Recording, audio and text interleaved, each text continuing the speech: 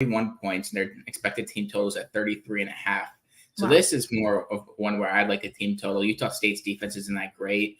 Right. They allowed 24 to Colorado State at home. Colorado State hasn't been good the last couple of seasons. They allowed 33 against a bad UConn offense, and they allowed 45 points to James Madison the week before. Right. And James Madison is pretty good, but they're not a really good offensive team. So I like Fresno State team total here. And if you like the money line, I'd probably get it now because I could see that moving to in the minus 300s. Right, yeah. So an act now there. Again, team total is another great value we'll look at later in the week. Let's go to North Texas versus Temple. Two teams moving kind of in opposite directions, different momentum on either side of this ball. Yeah, so North Texas started off a little rough in the season. They got killed to a Cal team, and we thought Cal was decent, but Cal looks like they're not that good. They did play well against Oregon State this weekend. But since that game, North Texas made a quarterback change to Chandler Rogers. It was Louisiana Monroe's quarterback the last couple of seasons, and he's really rejuvenated that offense. Right. Temple has been terrible against the spread the last two seasons. I think they're like 5-9 combined ATS the last two seasons. And North Texas, they're covered the last two games, and that's what's driving this pick in the model. We have North Texas winning by 22 points. I know the line's actually moved in our favor from 7.5 to 7 here. Right. I could see it going to 6.5, but I think it probably stays around 7, and even moves to 7.5. So, if you like it, if you could get 6.5, I'd take that. But it looks like looks like Steven was saying. I'd probably get it at 6.5. If you could get it at 6.5, I'd probably grab it at 6.5. I wouldn't probably wait till it gets to North Texas -6, just because you don't know if it's going to move in the other direction at all. But so if you could get 6.5, I'd get that now.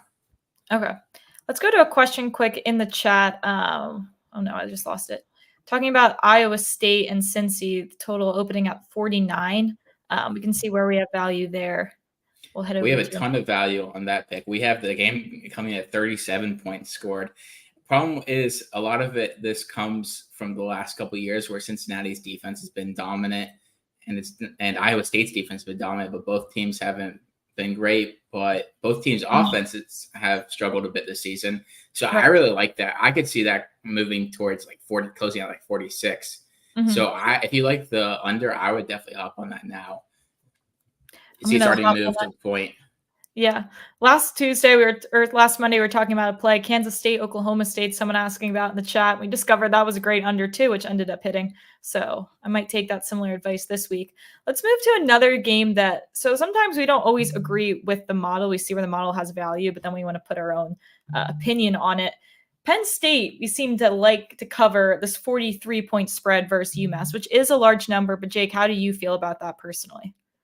I mean, I wouldn't take UMass in this game. I'd take Penn State. But I just thought this game was crazy because we have Penn State winning by 58 points, which I don't think I've ever seen in the database.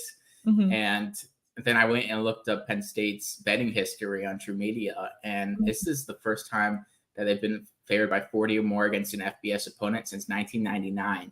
Right. And I think since 2020, teams against FBS opponents that are 40-point favorites or higher are 10-9 against the spread. So it's almost 50-50, but I could see why the model likes Penn State and not UMass, and I could see some defensive touchdowns from Penn State here. It just depends on when they put the backups in, because if they're up 42-0 in the first half, then I feel confident. I could see I'd probably play a first half spread here, probably get it minus 27.5. I'm expecting. Okay. That's at the post, so I lean towards that rather than the 43, but I thought it was just crazy that we have them at 50, winning by 58. Yeah, you don't see that often, but I like the first half play there because who knows what happens in that fourth quarter and who ends up playing, who ends up running the ball, etc. Let's do one more pick that we have value on here. NIU, Ohio, over 47. I'm going to assume a lot of this has to do with Ohio's team total. Yeah, a lot of this has to do with actually NIU's team total, I'm pretty sure. We have them scoring 7 more points than expected, and we have them covering spread. But Ohio's been an under team against good opponents and an over team against bad opponents. And I would put Northern Illinois towards the bad opponent side. I just think that this game, I'm thinking about downgrading this, but I could see why we have value here. Rocky Lombardi's been pretty good when he's healthy. Northern Illinois ran the ball all over Kent State last week. Curtis Rourke's one of the best quarterbacks, but it depends because Ohio likes to play slow when they play good teams, but they like to play fast when they play bad teams and jump off to a big lead. Right. So I think this could be a live total. If it's like last week, I recommended a live total in the Oklahoma-Texas game. I think this could be similar where if Northern Illinois' offense is actually moving on Ohio, then you play the over because Northern Ohio likes to play towards the pace of their opponent. Right.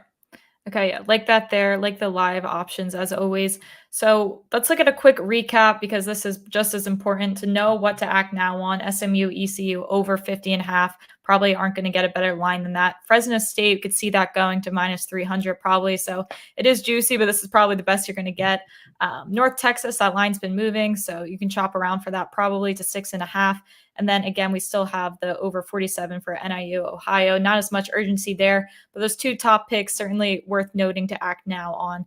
So with that, I saw some NFL questions in the chat. I'm going to bring Steven in now. We're going to go over some of the games that we didn't get to touch on yesterday in the Look Ahead show, which, by the way, the Look Ahead lines that we have predicted and the reopening lines have been completely spot on so far. So that Sunday show, you can find a lot of value of what Steven's predicting. So let's go into these reopen lines. We'll start with the Broncos in Kansas City laying 10.5. The model has this as an A-graded pick. Yeah, I think this is a case where the only thing that's keeping this less than 13.5 is the Thursday night aspect. Right. And, and concerns that one of the teams is going to come out super flat. And, and there's a backdoor cover risk. But I think that given how bad Denver's run defense is, they're allowing something around 6 yards a carry and around 190 yards rushing. So Isaiah Pacheco's taken over that role for Kansas City. No more Clyde Edwards-Helaire kind of horning in on his touches. So I think that he'll have a big game, and Rashee Rice and Justin Watson are kind of emerging as trustworthy receiver 2, receiver 3 to go along with Kelsey, who seemed fine after his scary injury in the first half yesterday. So yeah, I like Kansas City to pour it on. Right. And do you see this moving at all? I did. I thought I would, but I haven't seen it so far. So, I'm actually wondering if it'll tip back to 10 and get some push equity there. But right now I'm seeing 10.5 everywhere. Right. Let's move to the Eagles still on the road. They'll be playing at the Jets, laying 6.5 on the road.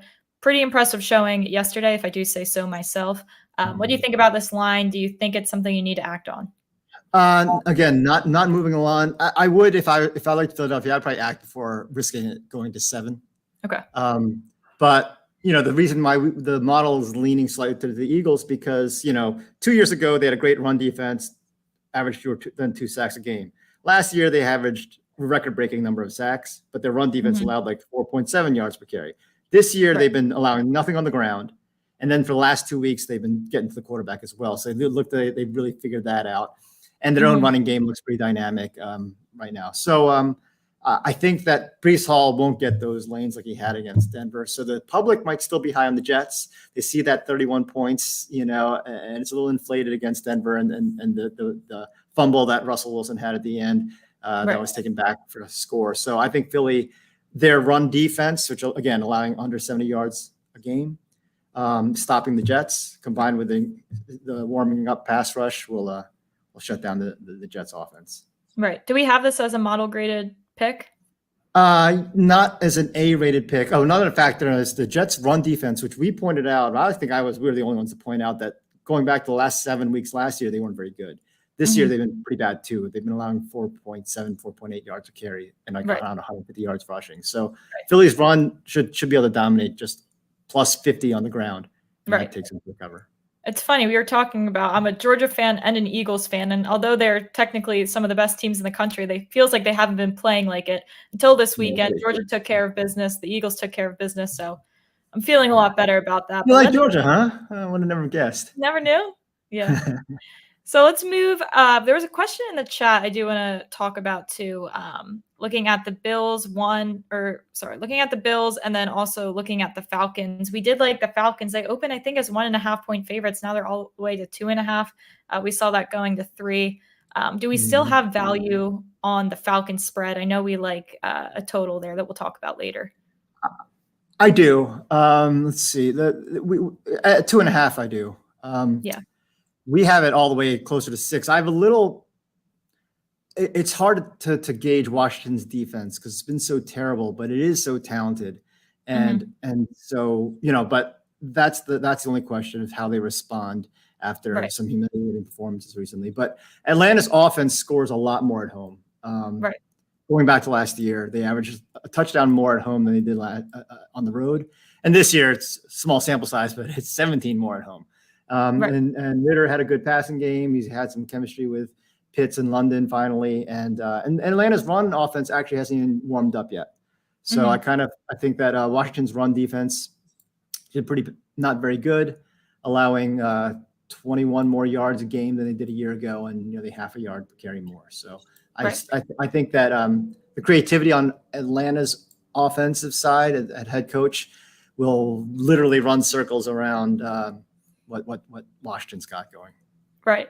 Another question, Zach asking about the Niners -4.5 or 5. Definitely some line shopping there, but that is a play that we love. I believe an 8 graded pick from the model. Yeah, it is.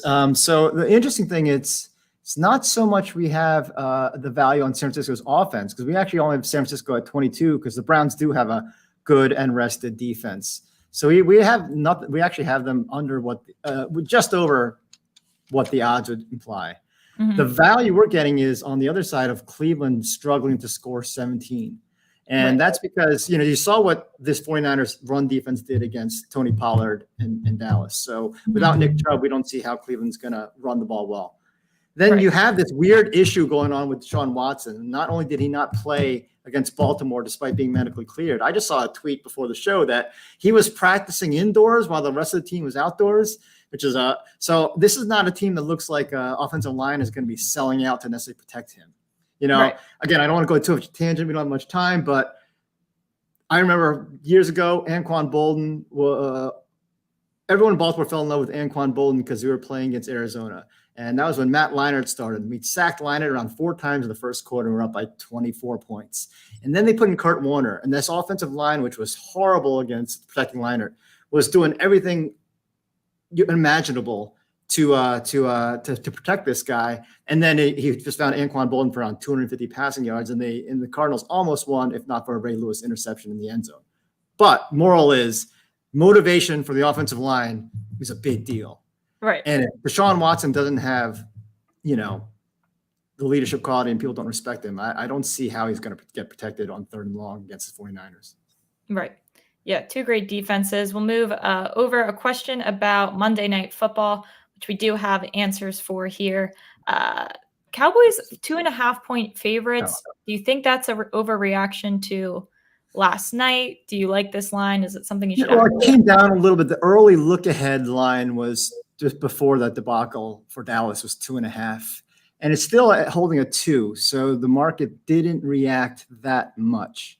We had a slight lean on the Chargers, less than a point. The thing here is how good will the Chargers be at stealing the 49ers playbook? And the big problem for Dallas is their pass rush, which is supposed to be the strength of their team, only has 5 sacks total in the last 3 games. And, honestly, it's besides that, the 7 versus the Giants sounds good, but when you realize the Giants have allowed 18 sacks in the last 2 games, 7's actually the third lead, the third fewest sacks that the Giants have allowed. So, so Dallas, you could argue, has had actually one of the least effective pass rushes in terms of getting actual sack production the last few weeks, last 4 weeks. So when you have, there's very few teams that can compete with the 49ers overall talent level. But if assuming Austin Eckler is finally back after, missing the last 2 games, I believe, and having a bye, then the Chargers are right up there in terms of matching, having superior offensive talent. So, and they had a lot of time to prepare. So the big thing here is Dallas has a home game. Right. Dallas' Southern California fan base is especially vocal, and they, that's why they have their training camp in like Oxnard in California. So this is going to be 90% Cowboys, and the volume is going to be 99% Cowboys. Right. That's how that works. It's like the Eagles and unless Khalil Mack sacks Dak Prescott 5 times in the first quarter, and Dak looks terrible again. then the boos could be really, really bad. Right. Well, let's go back to SoFi. Cardinals at the Rams. Rams laying 5.5. Someone was talking about the team total for the Rams in the chat. We don't have those yet, but that could be a good play. What do we like here? Yeah, we it's not the strongest team total in the world. I mean, the line we think would be placed at 26.5, and we have 26.9. But but hey, this is again, the model sometimes has strong picks, but 90% of the time we're right in line with the sports books. So but that's consensus. Right? Accurately and consensus is a good thing, and so that's how I view this. Right. I think the Rams. I like the team total because Arizona's defense. Look, you just saw how they got what Joe Burrow did to them and revitalized this season. Unfortunately for Ravens fans, and that defense, they were playing above their skis and they had a lot of motivation. But I think at 1-4, the wheels are going to start coming off. The lack of talent can only take you so far.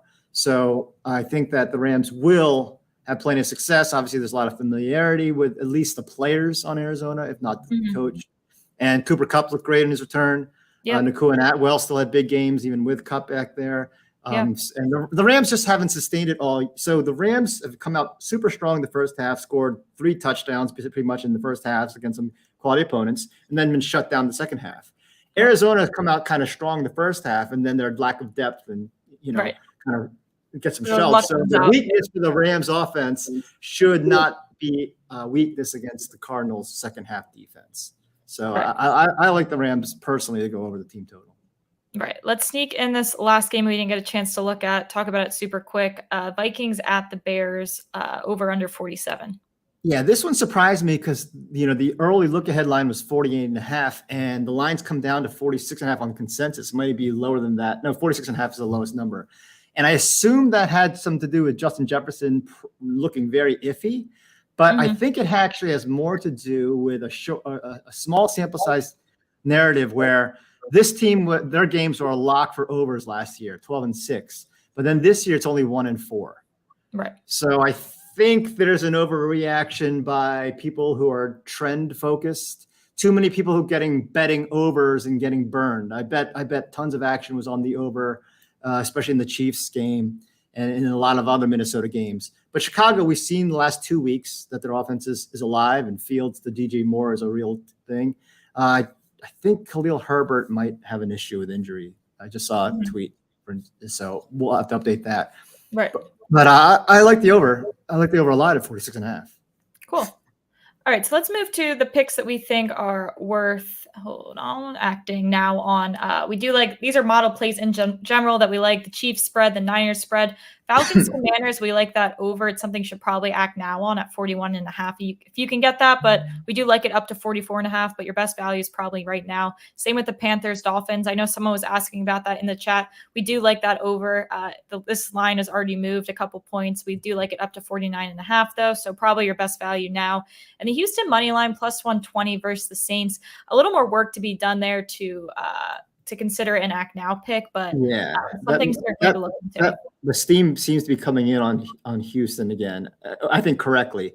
So the best you can still get plus value, but the best you can probably get is plus 111. This happened in the last hour.